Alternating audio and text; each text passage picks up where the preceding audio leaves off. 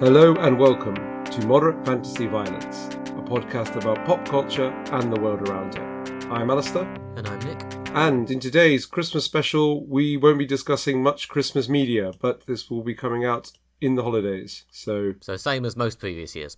Yeah, pretty much same as most previous years. It's been a long time since we've actually covered Christmas content at Christmas. But what we will be covering is, first, we will be investigating a mysterious murder in the clergy in Wake Up Dead Man, a Knives Out mystery. We will then be working for the newly inaugurated American president in the third season of The Diplomat. But before both of those, Nick, what have you got to recommend to our listeners? Well, the year is coming to an end, and I, as usual, partly because I've spent the last few months watching The Marvellous Mrs. Maisel, have started to feel like I've not seen quite enough of the year's buzzy dramas to fully appreciate my top 10 list. So I've gone back and watched a few, and one of them that I've managed to get through in the last few weeks is Task, an HBO crime drama starring Mark Ruffalo and Tom Pelphrey. Ruffalo is playing an FBI agent who has been put out on the university career fair circuit to give him time to recover from a major family tragedy, but he is dragged back in, as people in this situation often are, to help investigate a series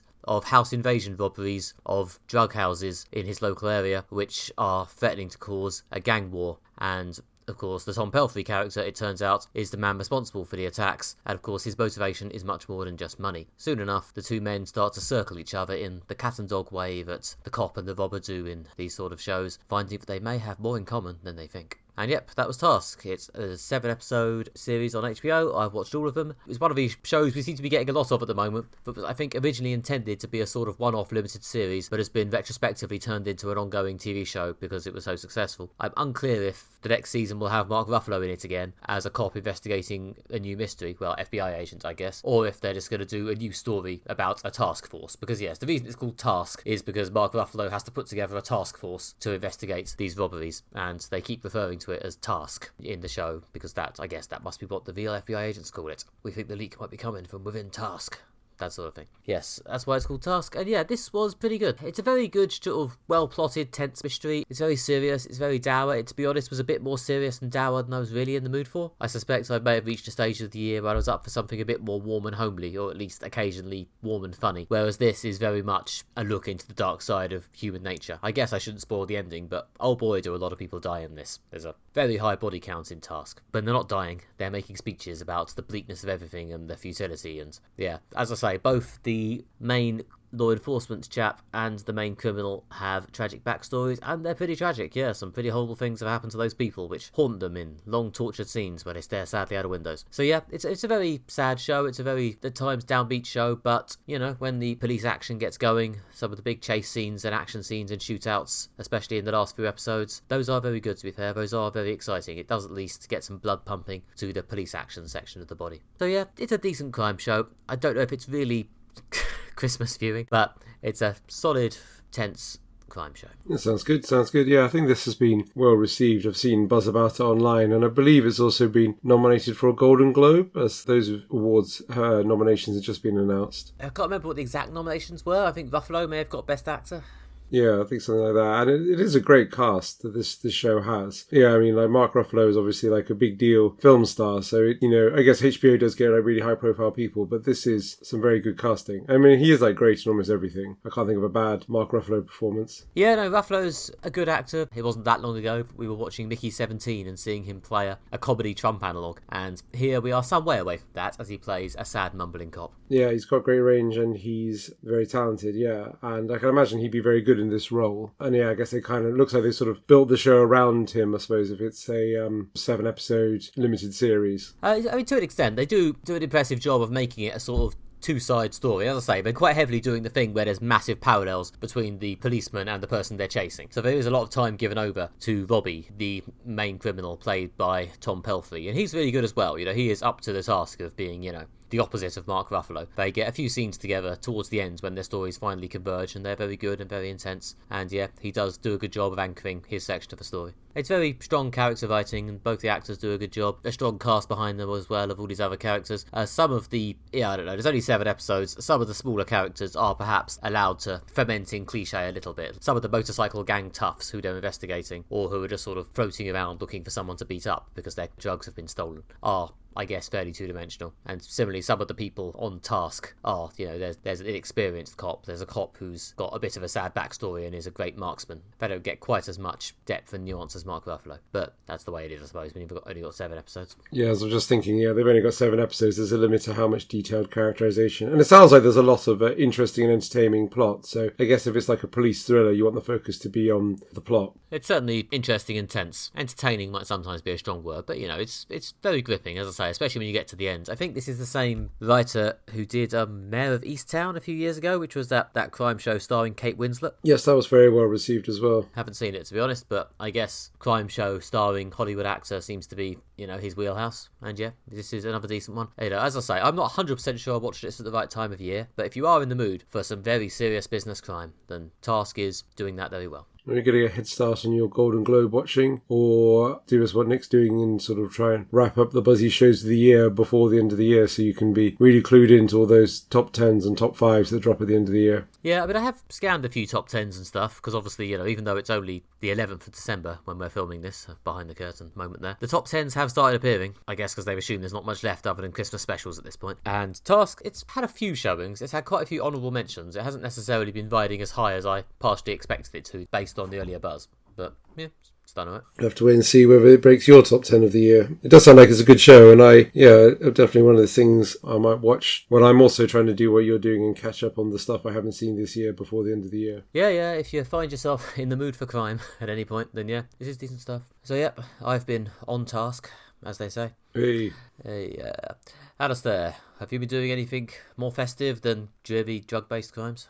No, sadly not, and if anything, it's another very dreary recommendation. Sad Christmas on Moderate Fancy Violence, everybody. Sad Christmas on Moderate Fancy Violence, where we're just like consuming gloomy stories to get some Christmas spirits. But no, I went to see Precipice, which is a post-apocalyptic musical at the New Diorama Theatre in London. So yeah, again, we're firmly in the sort of dark sci-fi territory, not uplifting. Well, we'll come to maybe there's a bit of uplifting, but it's not certainly a barrel of Christmas cheer. Although I did, I suppose, do my Christmas decorations the other day and engage in the annual rewatch of the Muppets Christmas Carol. So there's some Christmas cheer for you right there. Definitely did that last year.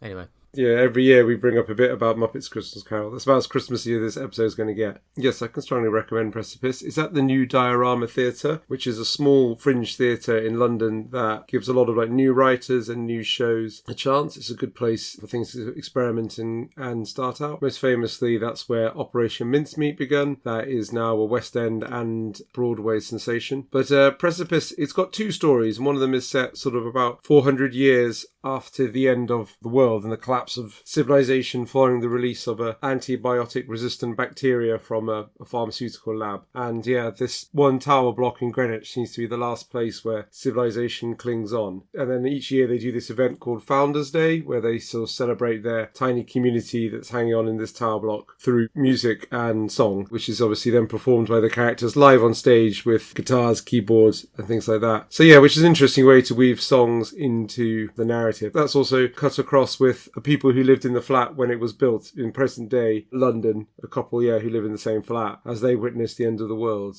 Yeah, it's a bit grim, but it's got a lot of good messages about the environment and sustainability, how fragile our existence is and how it could easily be wiped out by our rapacious greed. So again, not a barrel of laughs, but it's certainly got a lot of really interesting, I think, right on things to say. Okay. I assume there's an actual plot as well. Yeah, there's 2 plots that sort of move in tandem. There's the plot of this couple watching the world end. It kind of starts with their lives, and of the couple, the man works in the lab where this bacteria has been released from. So that's his connection. Yeah, that's a sort of unfolds in a sort of linear fashion, and there's some interesting stuff about how their relationship falls apart as society crumbles around them. Then in the future, the narrative is in order to keep the population of this tower block stable and not exceed their resources, every Founders Day, someone is chosen to be ejected from the community out into the dangerous outside world. So yeah, there's this sense of who's going to be selected at random and then told to leave. Again, some quite grim, dark plotting. It's firmly in the sci-fi post-apocalyptic area.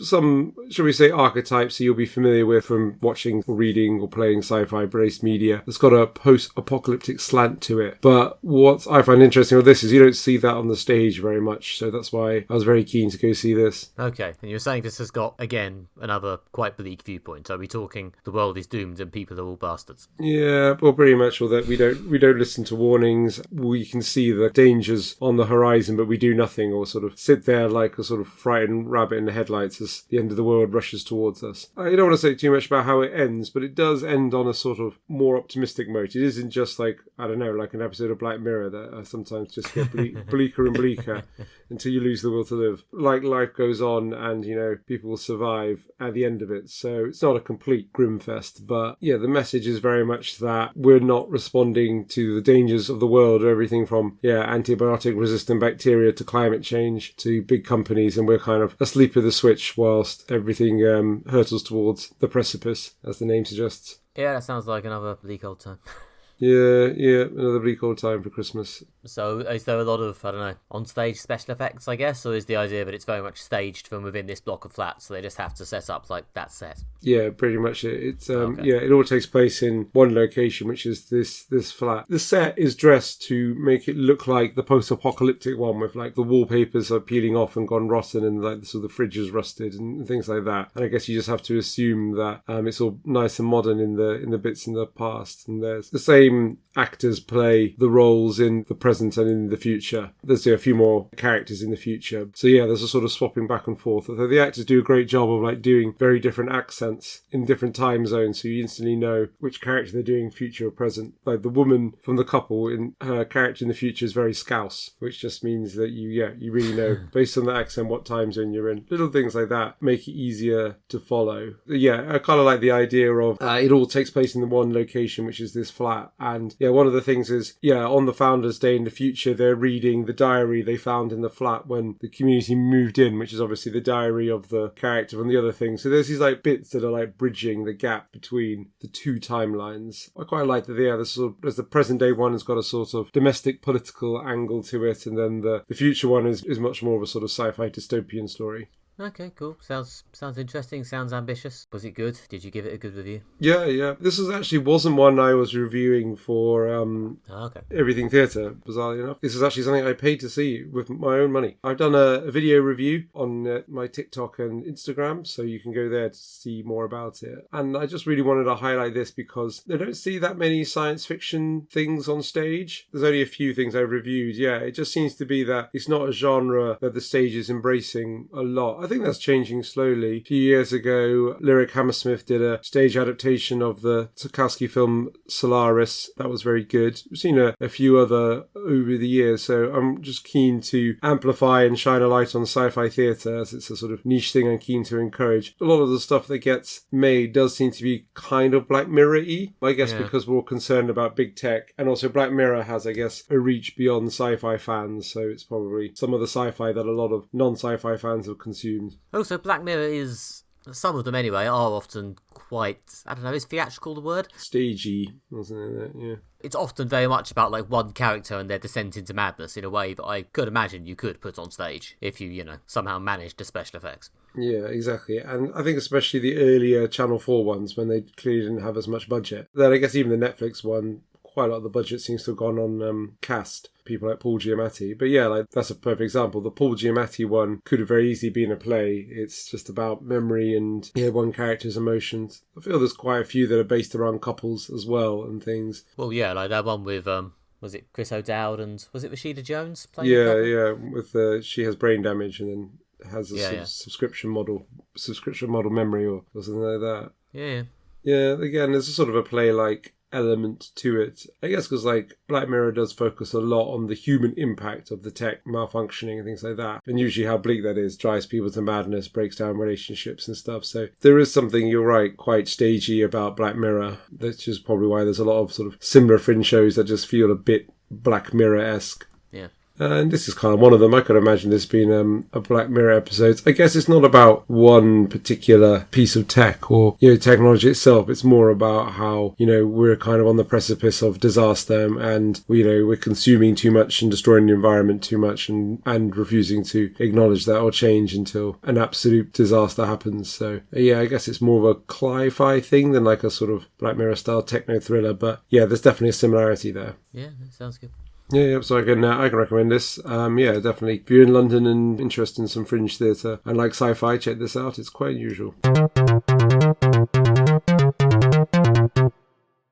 Okay, and first up today, we are going to talk about Wake Up Dead Man, a Knives Out mystery. This is, of course, the third film starring Daniel Craig as Detective Benoit Blanc, directed by Ryan Johnson, and this time he's turning to religion. In a rural parish, a young priest has turned up only to discover the existing priest he's serving under there appears to be a divisive Trumpian figure who's just making everyone's lives miserable. And after being seen vowing to rid the church of him, the young priest then finds himself the key suspect when the older priest is inevitably found murdered. And unfortunately, in classic whodunit style, there's no shortage of people who hated the older dead priest due to his divisive hellfire and brimstone preaching style. So there's a murder mystery, there's a gallery of suspects, all of course played by famous people, so it's time for Daniel Craig as Benoit Blanc to turn up. We have seen this latest film in the Knives Out series. Alistair, what did you think of it? I really enjoyed this, and it's probably my favourite of the Knives Out films that they've made so far. There's lots of surprises, it kind of kept me guessing, and was just generally very entertaining. I think this is the most traditional murder mystery they've done of the three. The other two, they're kind of got a convoluted way of approaching the murder and not having it being like straight up someone's dead, who did it. Whereas this one, it's a more classic murder setup. There's a character everyone's got reason to hate or to have a problem with, and then he turns up dead.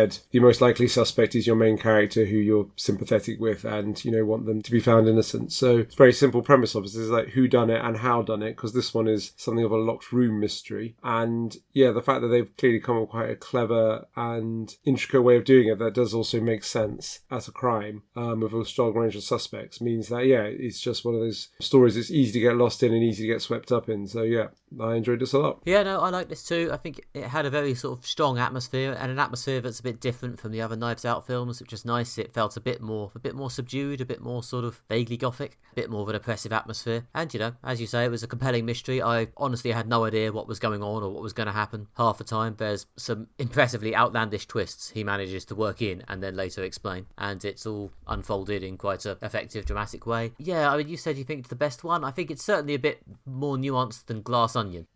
I found that movie entertaining, but I did feel it was mostly a lengthy screed about tech bros, and obviously, it's hard to argue with hating tech bros, but I didn't feel like the film had much to it other than that. Whereas this one, I don't know, there's a bit more atmosphere, there's a bit more complex plot, there's a bit more allowance for not all religious people are evil. There's still some fairly blunt satire, like, don't get me wrong, there are some characters here who are just caricatures, or somewhat thin characters who just allow a famous person to overact and jokes to be made at their expense. But that's always been part of this series, I think. But I still like the slightly different atmosphere. I think the mystery's good. I think there's maybe a slightly more subdued Benoit Blanc here, which is interesting. He's not hogging the limelight quite as much as he sometimes does. He doesn't quite get the moment where he single-handedly solves the crime in a burst of righteous indignation. The younger priest, played by Josh O'Connor, does actually get quite a lot of screen time and quite a lot of characterisation and is actually allowed to be the protagonist of the story rather than being basically swept aside by Benoit Blanc. Yeah, I was about to say that. He kind of really is the main character, this young priest who's accused of the murder. And Benoit Blanc is just working alongside him to find innocence. I mean,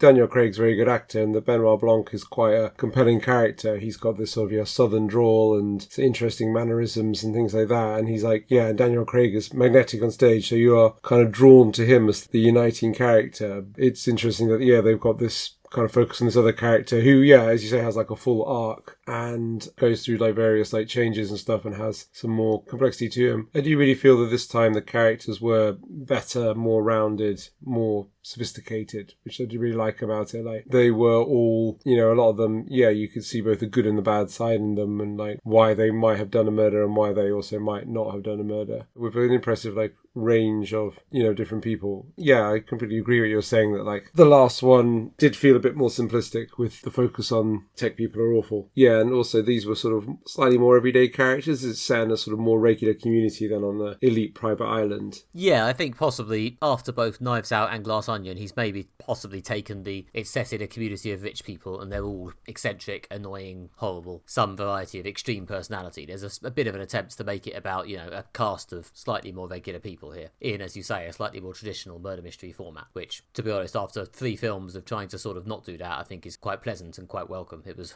almost Jonathan Creekian at times. Yeah, it did actually feel quite a lot like Jonathan Creek, especially the kind of locked room nature of like how exactly did they get away with this? Or how exactly did they do this kind of impossible crime of a guy stabbed to death in like sealed small room with no other way in and out, with the only door in full view, of the parishioners. So it's well set up, and like you kind of feel that, or at least I thought like, every permeation of the locked room mystery's been done. It kind of feels a bit like we've seen this so many times, but they did actually come up with like an interesting way to explain it. So that, again, added to how well plotted it was. Yeah, no, I appreciated the way it kept slowly peeling back the mystery, and there were some good red herrings. There's uncertainty he manages to drum up about how much of an unreliable narrator the main character is, and I assume we're trying here not to spoil it, since I guess a lot of our listeners might be watching this film at Christmas, and it seems a shame to just tell them what happens. But yeah, there's some good twists and stuff, and fun ways of playing with the narration. Yeah, no, exactly. And there are, a lot of surprises along the way, and I kind of liked how there's quite a few different like layers to this story. I mean, like, it's not the only mystery. Kind of how this priest was murdered is not the only mystery in there. There's several mysteries. There's one to do with like this sort of lost fortune of the priest's grandfather. There's several mysteries to unravel here. Obviously I won't spoil any of them, but I kind of liked how there was quite a lot of plot to this film. I mean, it's quite a long film. It's like 2 hours 20 minutes, but there is like a lot of plot, and it does kind of zip by, and it doesn't drag or anything like that, so you feel engrossed the whole time you're watching it.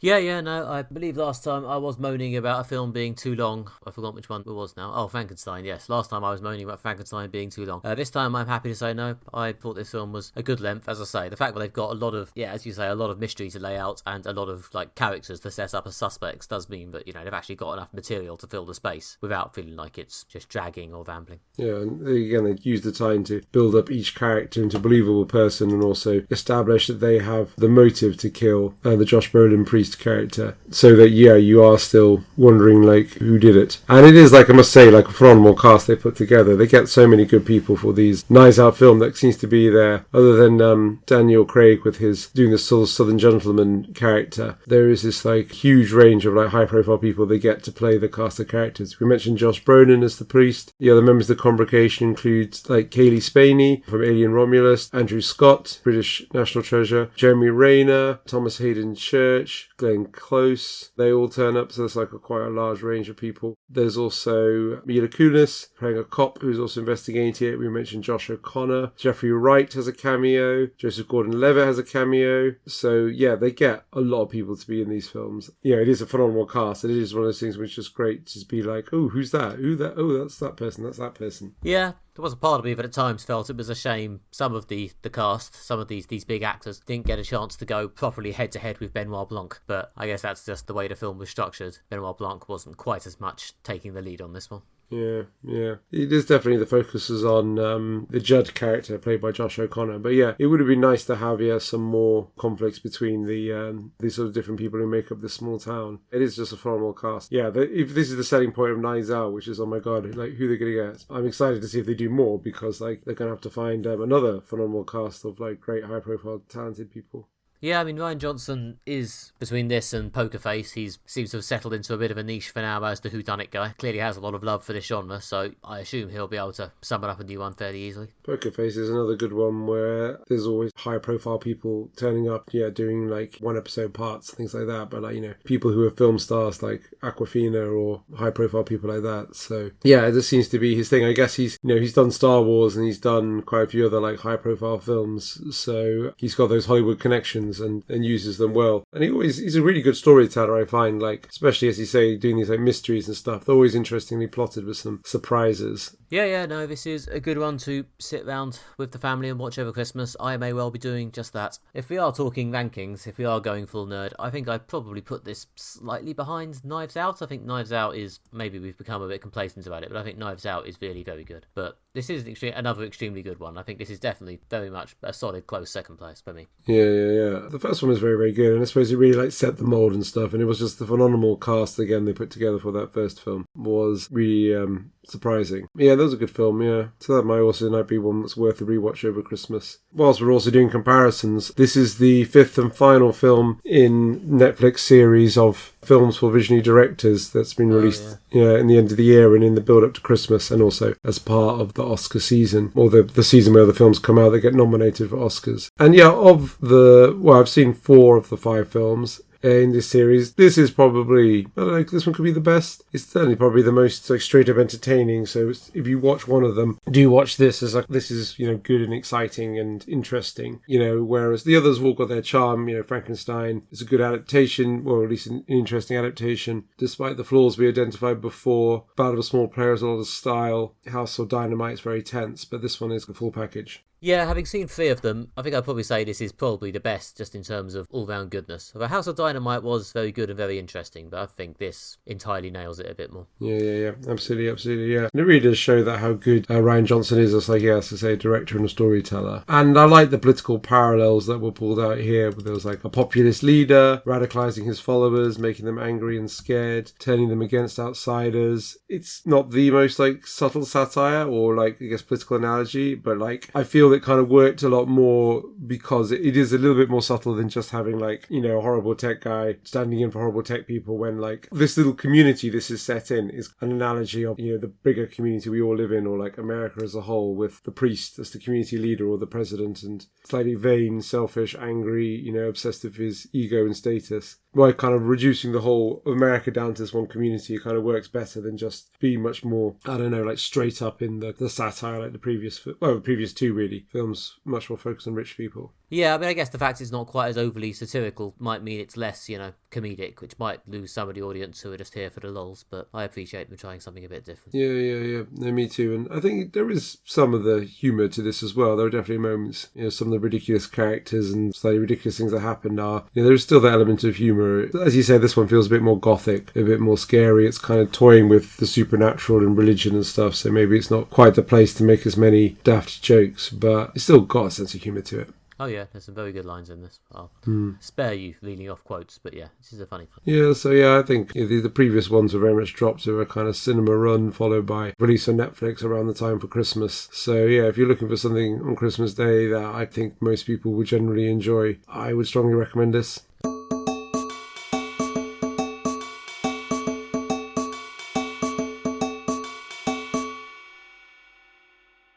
Okay, and now, last of all, we're going to have a look at the 3rd season of The Diplomat, the political comedy drama series on Netflix starring Kerry Russell and Rufus Sewell as a power couple of ambassadors who find themselves thrust into the heart of international politics. In previous seasons, Kate Weiler, played by Kerry Russell, has been appointed US ambassador to the UK, and her husband, who was a former powerful ambassador, has tagged along with her, struggling a little with his lack of a posting or an important role, and has dealt with this struggle by being extremely annoying and interfering in Kate's affairs. And 3 seasons later, things have snowballed somewhat. We're probably going to have to, at some point, vaguely spoil a quite good twist at the end of season 2 to discuss this. So, sorry, I guess. But yeah, at this point in proceedings, there was a lengthy conspiracy in the government to try and get Kate appointed as the new vice president, but due to a series of catastrophes in previous seasons, her husband Hal has now been appointed vice president instead. That is the big plot move at the start of this season. So now we are back in the place where, although Kate is still a major ambassador, she is once again kind of sort of playing second fiddle to Hal as vice president, and we deal with the struggles of that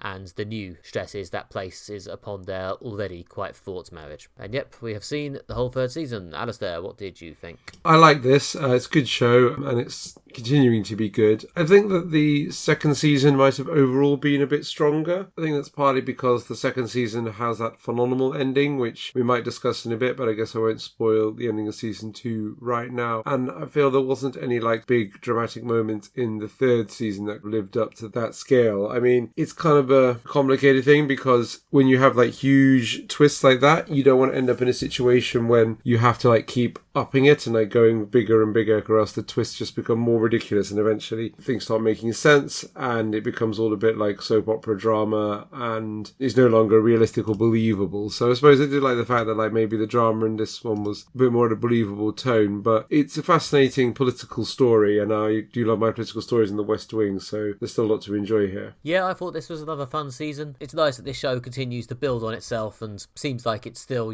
got a strong plan and is moving on and advancing things in a way that seems logical and like they're quite confident in it. A lot of TV shows nowadays, you feel like they kind of use up their big pitch idea on the first season, and then the second one and subsequent ones have a vague undercurrent of, oh, well, Jesus, are we still going? Shit. So that is very true. So, yeah, it's nice that the Diplomat does feel like it's pretty confident in where it's going with these characters, and, if it turns out they're making it up as they go along, then they're extremely good at it. I don't know. I think this season, I, for the most part, really enjoyed it. I thought they did a good job of increasing the political stakes.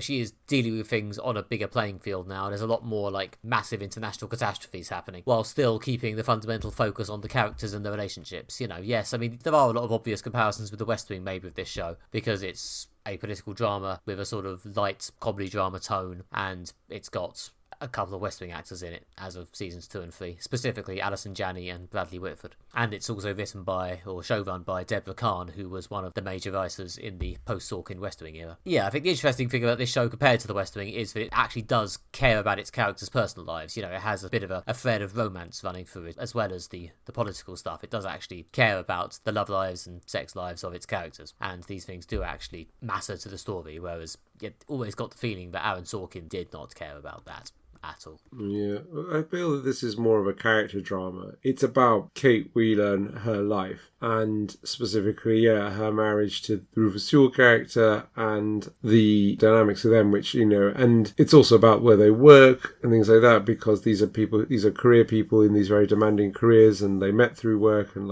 work, romance, ambition, they're all wrapped up together. The West Wing is very much like a workplace drama. It's about the goings on in a workplace, ER is about a hospital, and NYPD Blue or whatever is about a police station. But this is more like a character piece based on these characters and their lives, but it does still have that kind of workplace drama to it. And I like the fact that it does have that West Wing element of you're going inside this big political institution. This time it's the American mission to Britain, and you're seeing going inside a workplace and seeing how it works and seeing what the dramas are of day-to-day life being in a top level diplomat. This time it does feel like the focus is more on how they relate to Washington and what's going on there. The scope, as you said, has got a bit bigger, and it's more about Washington politics than it is about being a diplomat. But yeah, it's kind of mixing those character drama bits and personal drama with this workplace drama as well. Well, yeah, and I guess you could almost argue that slight change in the tone kind of mirrors the changes in the relationships, in that, there's this feeling that Kate is being increasingly overshadowed by Hal, and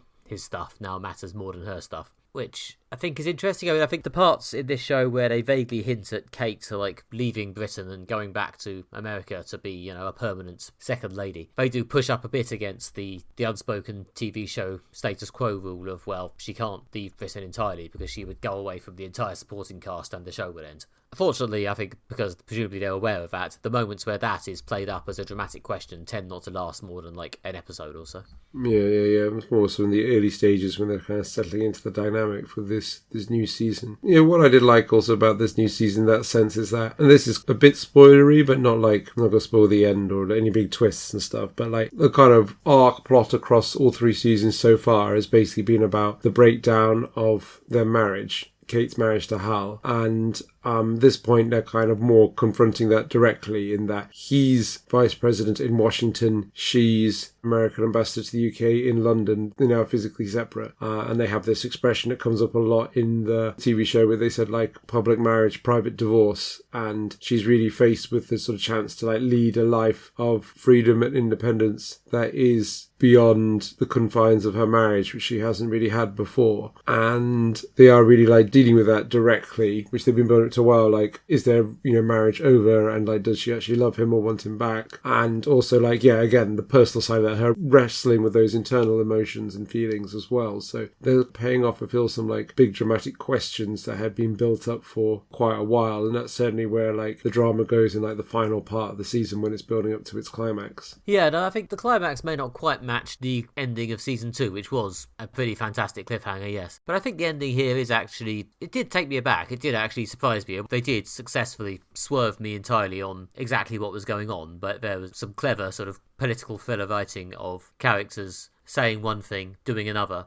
in a way that makes you think that, you've seen the twist, only to make you then realise later that they've been holding back an even bigger twist, which I thought was pretty good and pretty clever, and a different kind of twist ending to the second one, because as you say, they can't just keep one-upping it. It's not so much an oh shit, what now ending, which is a good kind of twist to do, and was kind of what they did at the end of season 2. It was a bit more of the bottom that sort of drops out from you twist. It's a bit of that undercuts a lot of what went on before, and it still throws a lot of questions forward to the next season. Yes, and it also relates specifically to what I was saying about their relationship. The twist is much more about Kate seeing Hal for who he is. Again, and to try not to spoil it, but that speaks directly to the central plot thread of like their relationship. So it was a twist that's kind of very closely related to like the kind of the main dramatic plot of like the whole show. Yeah, and it's I was going to say it's impressive, but they have managed to keep the show going for 3 years, and that relationship has been very consistent. Kate keeps thinking, okay, that's it. He's done too much. I can't take it anymore. He's gone too far this time. It's divorce. And then she sort of softens and lets him back in, and then he does it again. And it's, it's sort of thing that could become samey, but because they keep raising the stakes and putting them in different situations, and just probably because Kerry Russell and Rufus Sewell are so good, it continues to work, and I continue to greatly enjoy the sort of push and pull between them. Yeah, and they also, like, in this season, they, like, go back more into the story of how they met and things like that, which, again, I'm firmly on the record of saying I'm not a big fan of these, like, flashbacks that fill in stuff you already know, but they do kind of really make it work by showing them in happier times when they first met and became a couple and got engaged, compared to, like, where they're at now. Yeah, there is that element to it, and, like, I think there's enough drama from, like, the workplace things that come up, the political events that bring them together, force them to work together. The fact that they're the only people who really understand or know what this life is like means that it doesn't feel like a sort of, as you say, samey back and forth, repeating the same plot moves. There's always like something interesting happening that makes it believable that they'd keep coming back to each other in the way the show does. Yeah, and plus, as I say, there's just a lot of weird chemistry between Kerry Russell and Rufus Sewell. And Kerry Russell especially is just great at this. She has a very weird manic presence, which sort of alternates between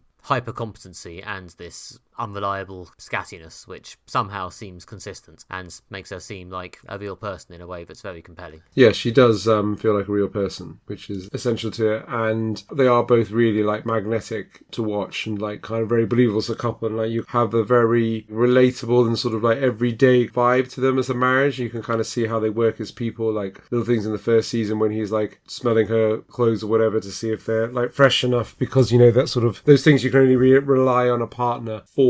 There's something kind of everyday about it, which I suppose is going back to what I was saying, that like it's not just a workplace drama like The West Wing was. It's about a drama about a relationship, and it kind of captures the everyday relationship stuff, which is interesting because it's in contrast to the fact that their rest of their lives are anything other than everyday. They're top flight diplomats. They're working in the top levels of government and politics, and they're dealing with like terrorist plots and and attacks and meeting with the British Prime Minister and so on. So like the kind of everyday nature of their relationship works well in contrast to like how extraordinary their lives are. Yeah, I mean, there's certainly any sense of the everyday has maybe steadily drifted away from this show as it's gone along. Like, we are into borderline conspiracy thriller territory with some of the plots we've hit by this third season. They're very exciting, but this show is probably not plausible at this stage. No, but then again, they had a ridiculous twist at the end of the second season. It's definitely a more heightened than like The West Wing, for example, which tried to be more believable. The West Wing, well, I mean, a lot of people have written extensively on how unrealistic the politics of The West Wing are in terms of what they can actually achieve and how they work, but I guess in terms of process, The West Wing was always trying to seem quite grounded. Yeah, and it doesn't have like crazy twists. Yeah, like you think end of season cliffhangers are things like a bodyguard gets shot, or the president makes a big announcement. I mean, there's the one when his daughter gets kidnapped, but even that sort of within the bounds of believability. Obviously we know it's something that people try to do, but I guess we're not here to review The West Wing,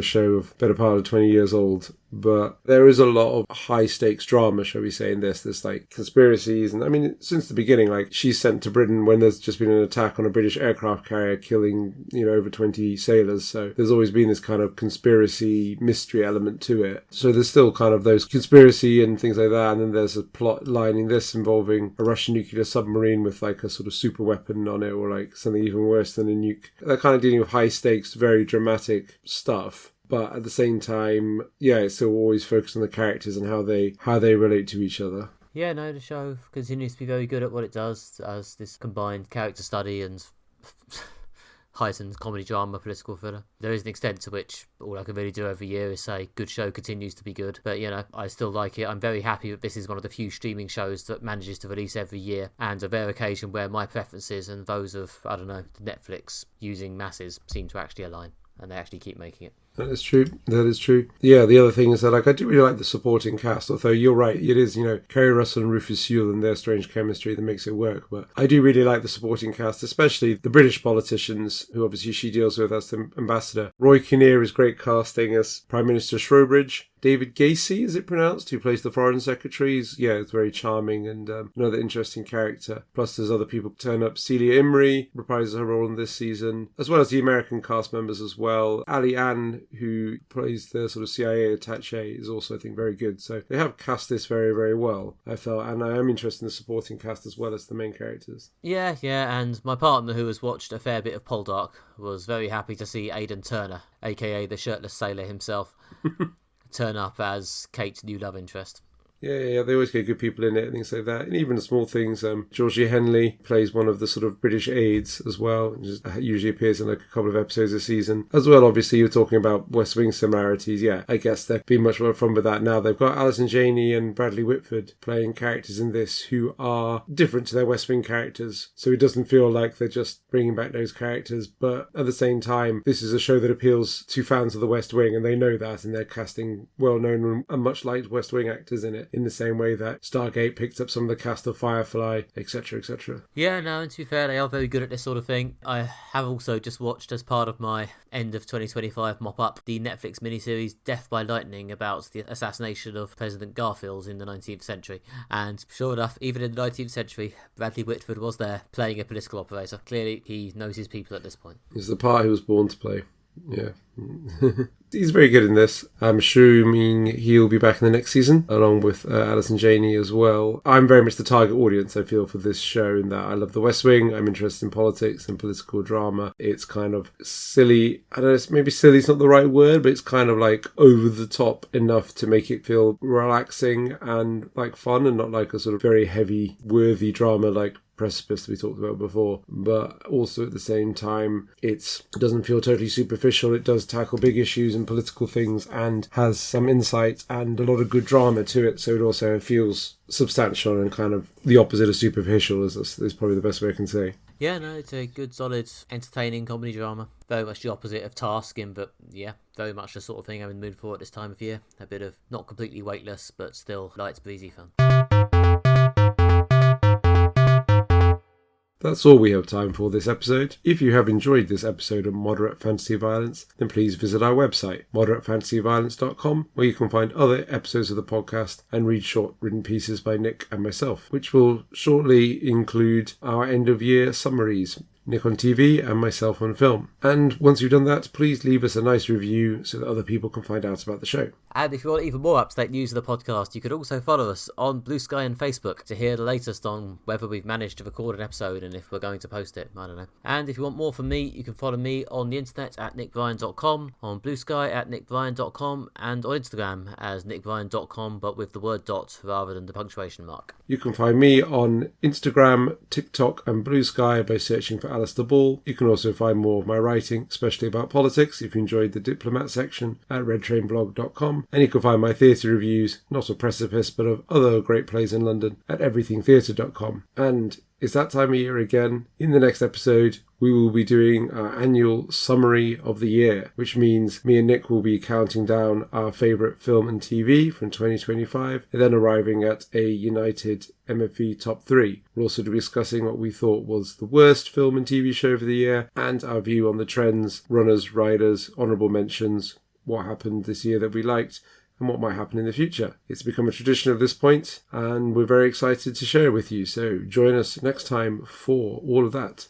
Until then, Merry Christmas and have a Happy New Year. Merry Christmas.